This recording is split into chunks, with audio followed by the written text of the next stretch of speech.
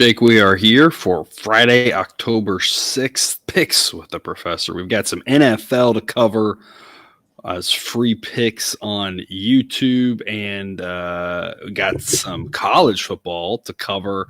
4 of the A grades that we've not talked about throughout the week that we wanted to give a little bit of analysis for our loyal subscribers over on Dub Club. And remember, if you want the picks for those 4 college games, again, all A grades, 3 of the 4 actually at better prices than what we locked them in earlier in the week. And we always talk about just kind of never know exactly where the number's going. But still some great prices out there on the 3 of the 4 that we're talking about specifically. That is a typo actually on the bottom one. It shouldn't be that game. I missed typo. Well, it'll be a mystery game, Jake. It'll be a mystery game for the people until we get to it. People won't know what it is. But we've got some NFL and some college. Thursday looks like of the 2 picks we had, we're going to split them 1 and 1. Not much to talk about. It was a really light Thursday night. You know, we were kind of hoping or expecting some baseball to happen with all 4 series being sweeps. There was no baseball. Still no baseball Friday, but we'll get back to baseball over the weekend when no one will care about it because there will be football. Then I guess we'll get back to caring about baseball on Monday. Is kind of the general way things go. I know not everyone feels that way, but I know a lot of people do. So without further ado, we'll get to Sunday, 1 p.m. Eastern, Houston at Atlanta. You got a Falcons team that has played fairly well at home. You've got an offense, though, that just really seems stuck in the mud, led by a quarterback in Desmond Ridder, who is really fighting for a worst starting quarterback in the league. At this point, you've got an incredible talent with Bijan Robinson. You've got a great offensive line to run block for him. They graded a little bit worse against the pass than they do the run, but they're set up to run. The issue is they're just one-dimensional. They don't have much offensively. That's been what has hurt them this season when they've struggled. Defensively, they can stop the run really well. They're only okay against the pass. Decent on defense. The issue, of course, just the offense can't get out of their way. It gets their defense out there longer. That kind of creates a lot of problems. Texans, on the other hand, the team have been high on really all season. Model has them now ranked as the 20th best team. Still a couple guys that can get healthy for them. So, I mean, they've got some potential. CJ Stroud's looked really good. Offensively, they've been solid. Defensively, they're okay. I mean, they're not a great team, but they're not a bad team. Model thinks this is pretty close to a coin toss. We've got the Texans here at plus 112. It's a C grade pick. I like the idea of the plus odds on something like this because honestly, I don't know what's going to happen. You've got a Texans team with some potential, a Falcons team with some potential. I don't honestly know. So it's like, hey, plus odds. Like, this is kind of one of those sign me up. I don't know why you're laying odds with a team that has some upside, but has some struggles like Atlanta. So we're going to be on the Texans or the dog, Jake. What do you got for us here? Yeah, I know Desmond Ridder hasn't lost at home in decades, it feels like, but I just don't see him doing it. It's too easy to stop this offense. I mean, the offense has all the weapons, right? With Bijan, Kyle Pitts, Drake London, Matt Collins. They've got guys everywhere, but except for the one that gives the ball to people. And it's just seems important. Yeah, it's a little too easy to stop because it's like what you would do against the Jets before Zach Wilson showed signs of competency, right? Yeah. You're just like, make it happen. And so your defense doesn't have to be that good to get in their way. Stroud has been very, very impressive. Mm-hmm. Might be the first Ohio State quarterback to do good in the NFL. I mean, you missed Justin Fields tonight, lighting it up at least again another first half for the Bears.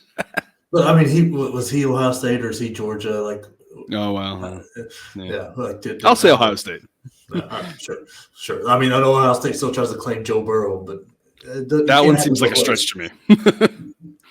But either way, I just think they're a more well-rounded offense with Pierce being able to run the ball. I think they'll be able to control a little bit of this game. There'll be a 3-and-out, untimely 3-and-out for Atlanta, and Houston will have control of the game. And they just don't seem to make the dumb mistakes, especially with a rookie quarterback that seem to happen with all young teams. They just seem to just do the right thing, and I think that'll help them win this game.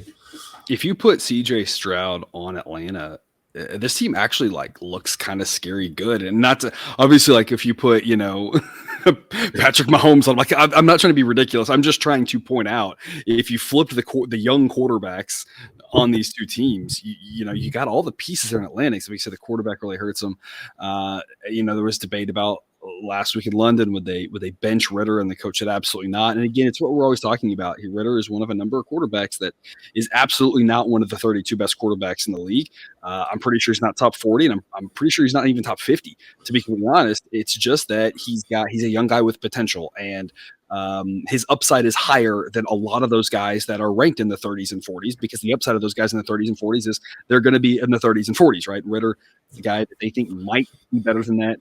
You never know with young quarterbacks. You can't let these guys off. So again, we're not trying to say he's never going to be a good quarterback. It's just today he's not the best option for them to win. And what I really like about this pick here is the Texans have been hanging around games when they haven't been. They're trying to backdoor. They're trying to get back into games, that sort of thing.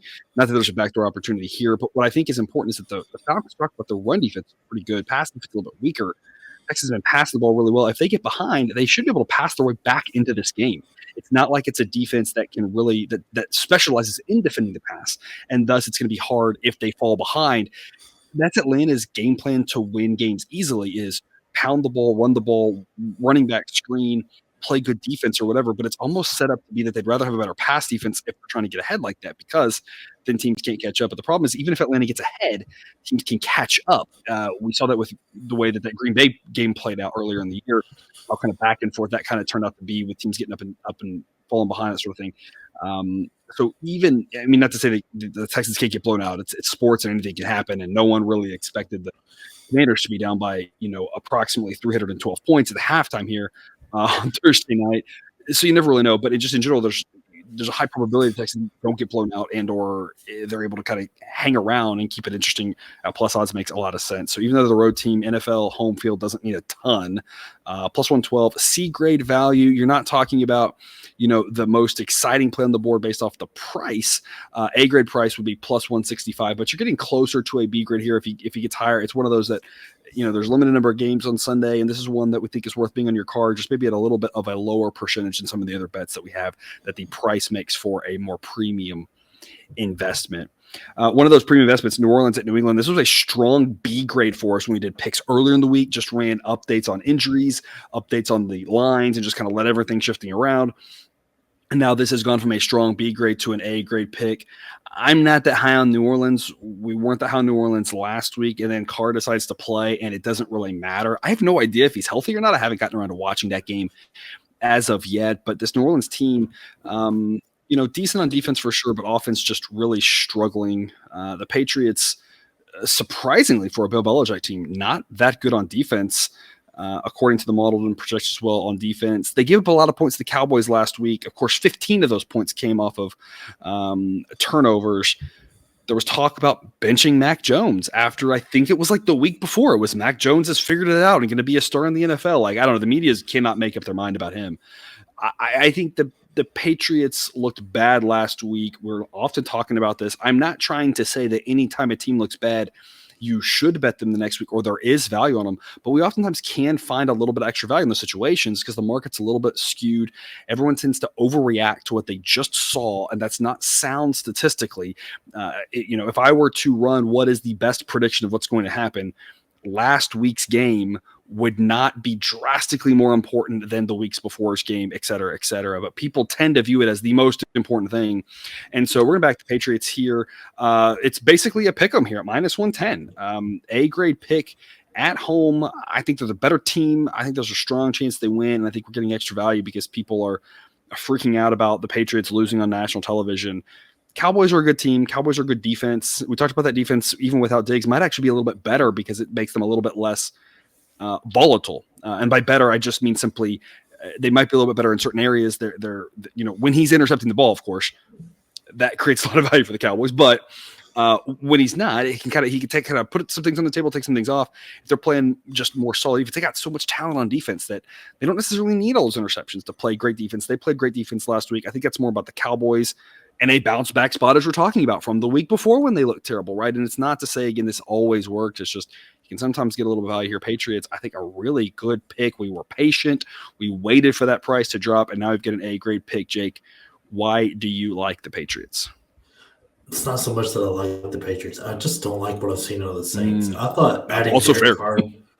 I thought adding Derek Carr to this team would have stepped him up a level, and especially then I would have thought last week you would have seen a little more excitement to the offense with Kamara back, but it just looks sluggish and slow, and like nobody really wants to play.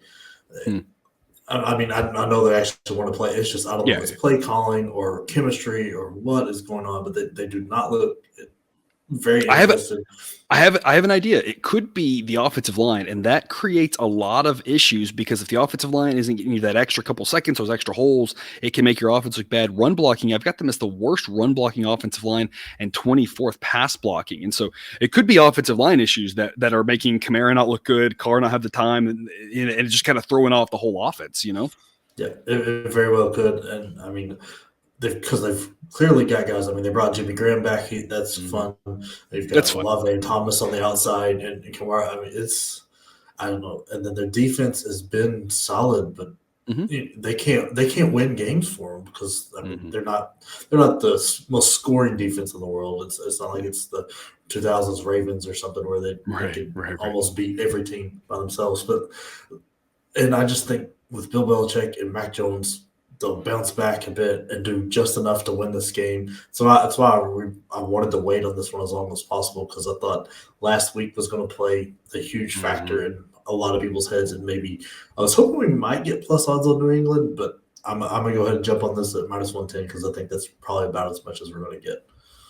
Yeah, and I mean, you never know, make you going, right? But I'm like, at some point, this close to even money is like, let's not get greedy, right? Let's be happy with this, and move on. What I think surprises me a little bit is the fact that the Saints just didn't look good last week either, and I don't know how much you can blame on Carr. He completed a bunch of passes, not for many yards. Part of that is again the offensive line, if I give time, everything has to be short, right? But the Saints just look just as concerning. And I think what's also concerning is we talk about a quarterback like Baker Mayfield, who's just very up and down, erratic, and can look great and can look terrible. And the Saints defense has been pretty solid, but when you dive into it, the Saints project very well defensively against the run, not the pass. And you saw that with Baker Mayfield, who completed, 75% of his passes or so last week, 250 yards and 3 touchdowns. And that's going to be the interesting thing here. Again, we always talk about Belichick knows all your weaknesses and will do everything he can to try to exploit them. And sometimes it doesn't work, like against the Cowboys. They just could not get anything going offensively. But the Cowboys defense is, I think, at a different level, a little more balanced. And it's almost hard to really defend against a guy like Micah Parsons with the chaos that he's causing. And they just got talent everywhere. Mac Jones is going to be the key to this game. He's been a little bit all over the place, but the Patriots have the pieces. They've got the coach, etc., to exploit those weaknesses and take what's an average Saints defense based off efficiency, but struggles with the pass. If they can get Mac Jones going, I think at home this becomes an easy win. If not, that's where this becomes a dogfight. And that's what I like about this pick. There's 2 real ways to win it. If the Saints secondary is exploitable like the model thinks it is, and Mac Jones can do it. That's the big question mark, right? For 100%. If that's the case, we got an easy win, I think. If not, we still got a chance because the Saints offense isn't likely good enough to punish what is a questionable New England defense, and it should be a kind of a toss-up-y type game, and we're in it. That's what we love about these A grades, where it's one of those, well, if this happens, we probably win. If this happens, we still got a shot. And so a couple different ways to win this at great kind of 50-50-ish odds when the model thinks it is not a 50-50 pick. Also 1 p.m. at Baltimore and Pittsburgh.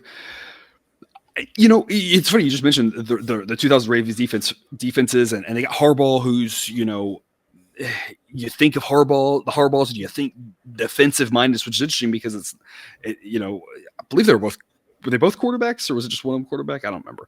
I think they both were.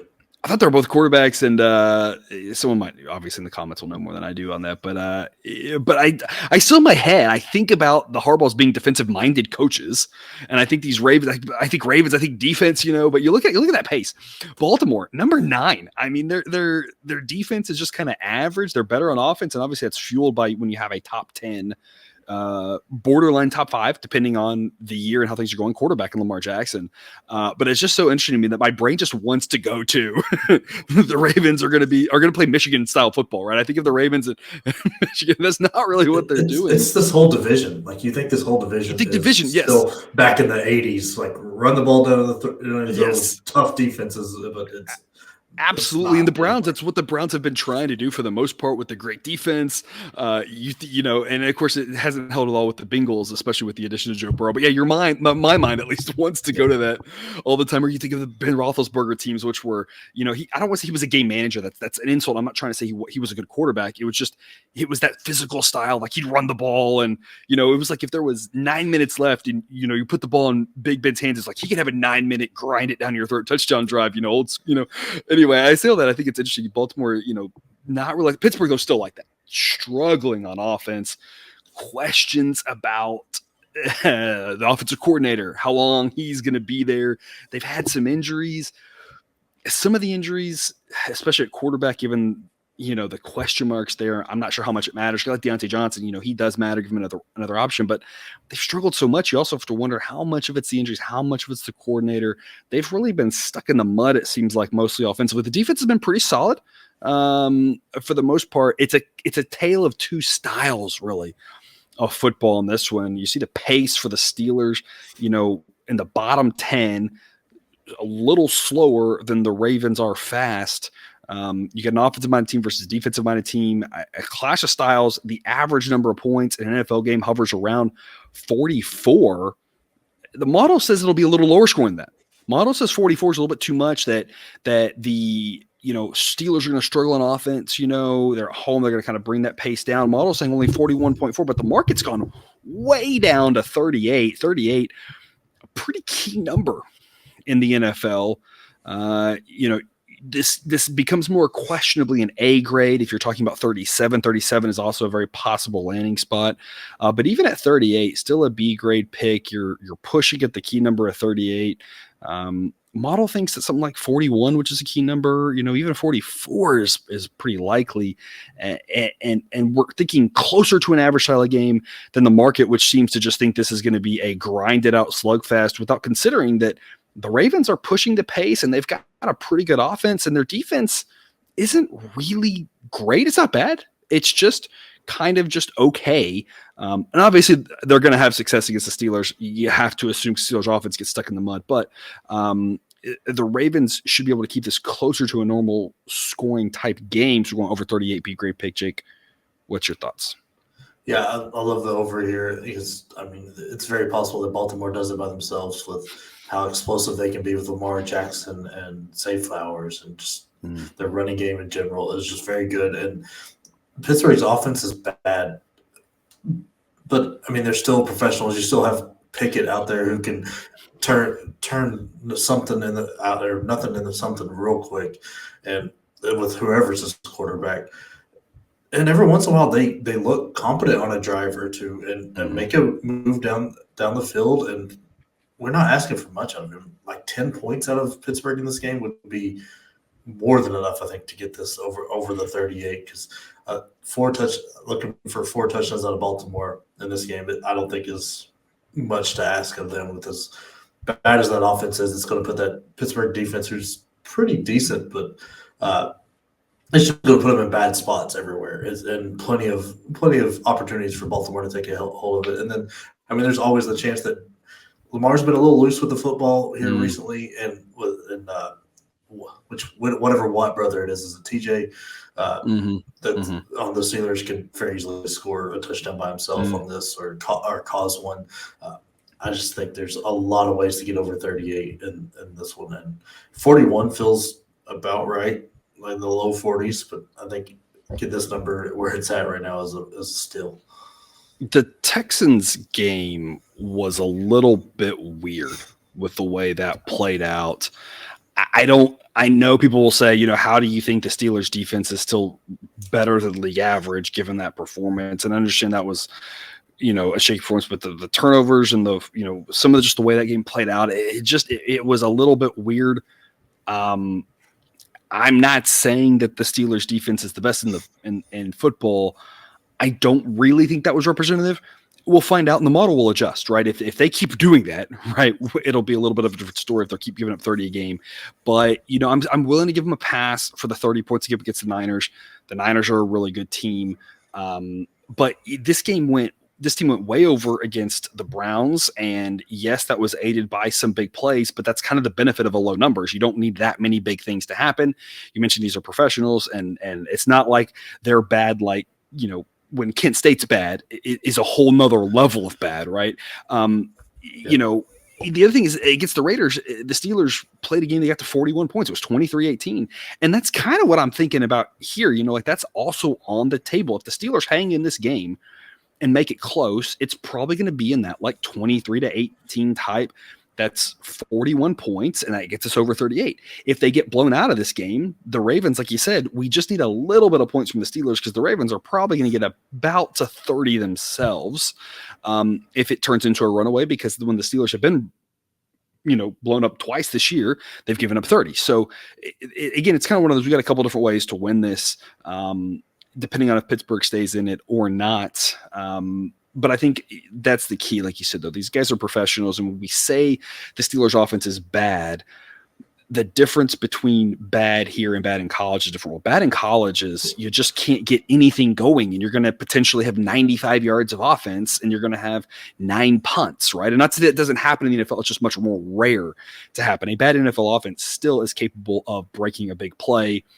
They broke a big play against the Browns defense, and that it's still on the table for something like that to happen, because these guys aren't that much worse, because the talent gaps are a lot closer in the NFL than college. It's 41.5 or so is what we think should be, going over 38. And then wrapping up our free pick section, talking about those Jets. We talked about them. You mentioned that earlier about Zach Wilson. What a revelation that was on Sunday night. Showing out for Taylor Swift, of course. As they welcomed her to New York.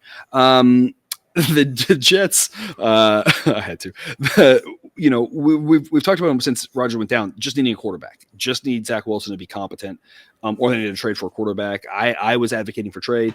What I saw in the first couple games of him strengthened that belief. Last week, he actually made good throws. It wasn't just fluky. I mean, he actually looked decent. In how much of that's the Chiefs defense is questionable. That's what's in the model is not really high on the Chiefs defense. And part of that, I think, had to be that part of it was he made good throws. How much of that was just one night? No player plays the same every game, right? Players have good games and bad games. How much of it was that? How much of it is, again, like I mentioned with Desmond Ridder, you can't just always give up on these quarterbacks right away. Like sometimes it takes them a handful of years. We always joke about like a guy like Alex Smith, right? It took like 7 years or whatever for him to kind of figure it out and become a very good, very solid, capable NFL quarterback. Maybe that's the thing with him. Maybe it's just taken him until now to become. Don't know. I'm very curious to find out. But here's the thing. If he's going to even quasi-replicate that success, he has the perfect birthday present. I don't know when his birthday is, right here in facing the Broncos, who, I mean, look at the number on that screen, folks. Defense 126. I mean, it is insanely bad. It is like historically bad how terrible they've played this season. And so if there's anything to Zach Wilson's figured anything out, we better see it as a repeat performance here in Denver with what they've done. You see the Jets on the opposite side of that are just as good, almost as good defensively. They rate out better in a points per game. That's what's the number outside of the parentheses, and the efficiency not quite as good as Denver is bad, but still a very, very good defense. Of course, the flip side of that's offensively. The Denver Broncos actually have a pretty decent offense. The Jets, of course, have struggled, but the Jets at least have the upside of the Jets have the, if Zach Wilson is decent, we've heard Breece Hall now, his pitch count is over. He has been fully released, and he's been the much better back between him and Cook. Cook has not looked good whatsoever.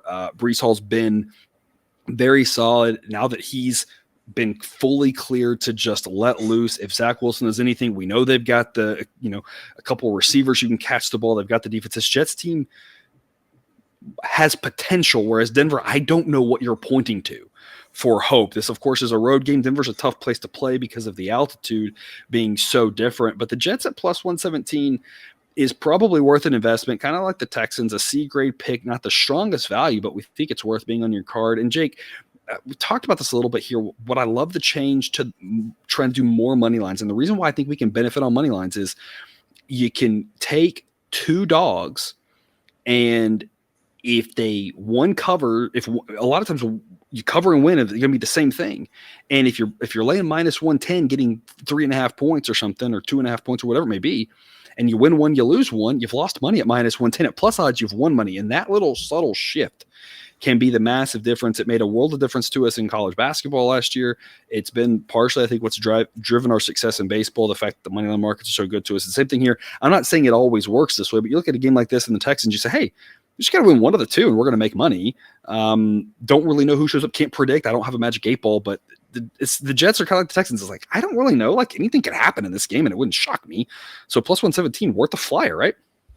Yeah. No, I've circled the Jets on this week because I thought the defense before Zach Wilson showed up last week was going to be enough to really put a kink into Denver here. And I thought this would be a great way to get plus odds. And then now that Zach Wilson did what he did last week, you at least have to respect it. So no pitch count on Breece Hall, and now you can't load up the box. That makes this offense a little bit more dangerous because if Zach Wilson didn't just get extremely lucky and figure it out for one night and get possessed by Aaron Rodgers' ghost or something, they talked about Aaron Rodgers enough Sunday. Maybe that's exactly what happened, to be completely honest. Yeah. I mean, I don't know, but still, if he can figure that out again, that makes this offense look elite against this Denver defense. Because Garrett Wilson on the outside is incredible. Allen Lazard is a very good receiver.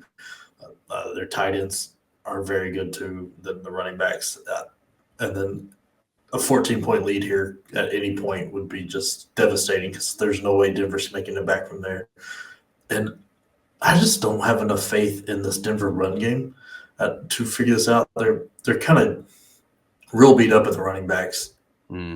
Like, I do like Sutton and Judy, but the rest of the receivers I'm not sold about, or even the tight ends. And then Russell Wilson, I'm not his biggest fan. I think he is slipping and going downhill on the downhill side of his career.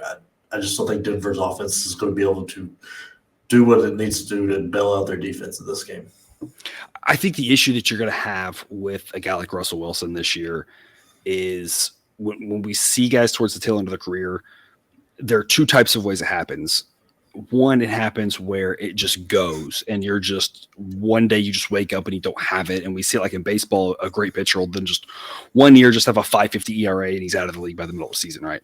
The other way is it kind of goes in this stage where it's like, especially in football, which is such a physical sport, you have it 1 week, you don't have it the next week, you just don't really know. And that's kind of the thing, my fear with Russell Wilson at this point. He's still clearly got something left in the tank.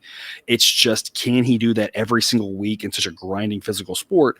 And that's going to make it tough. If he doesn't have it against this Jets defense, things can go south for them offensively in a hurry, because this Jets defense can suffocate you in a heartbeat. They're very talented.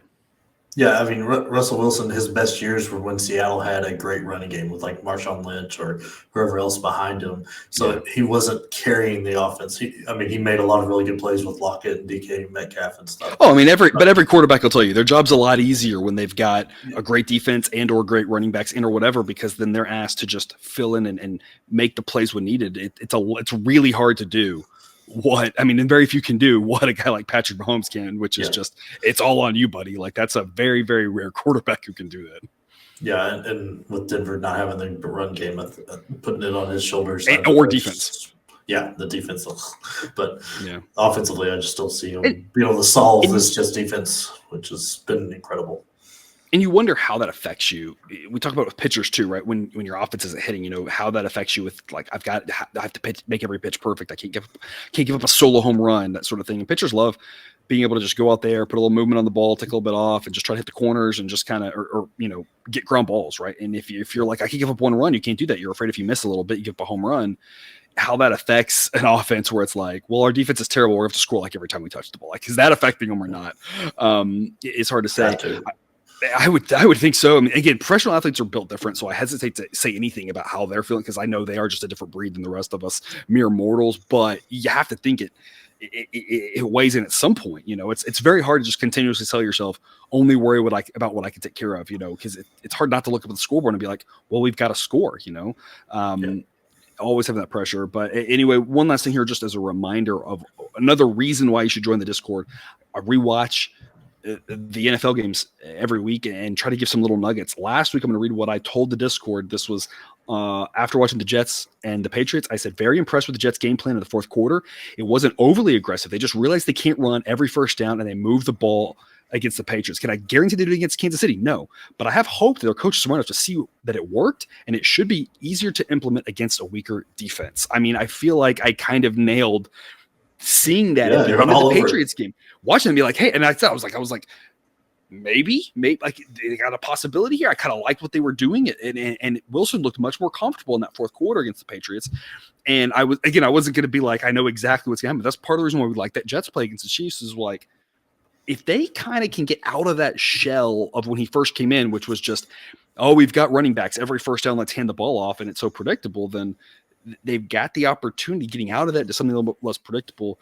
And it worked even better than I think anyone had to imagine on Sunday night with how good Zach Wilson looked against the Denver Broncos defense. That's not very good. They should be able to do the same thing. That should allow them to hang in there at minimum. And again, plus odds on in a game that it's not to say, again, Denver won't win a game this season, that sort of thing. It's just you have to imagine a team like the Jets has a possibility of giving them all sorts of trouble with that defense. And again, if Zach Wilson can do anything like Sunday, we like to hear at plus odds. So that's the recap of the 4 picks that we covered here for you for free. If you're with us on Dub Club, stay with us after the outro music. We'll be back with talking about 4 of our college football A grades that Jake wanted to talk about. And if not, we will see the rest of you on YouTube after the week.